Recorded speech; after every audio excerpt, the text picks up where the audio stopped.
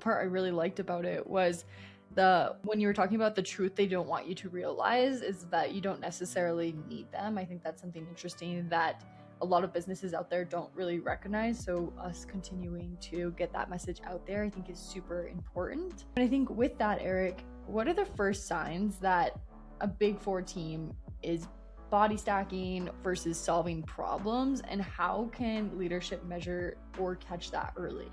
Well, I think the first place you have to look is what does the initial phase or the initial staffing of the project look like, the proposed staffing from the big four consulting firm. I think what you'll commonly see when you work with these firms, and what we see our clients struggle with all the time, is that the big consulting firm, they first of all, it's all relative. So they have to, every project has to be a certain size. Like they're not going to mess around with a project where they're only going to put one or two people on it. That's not the big four consulting model. Is their model is to put dozens, sometimes hundreds of people full time on a project.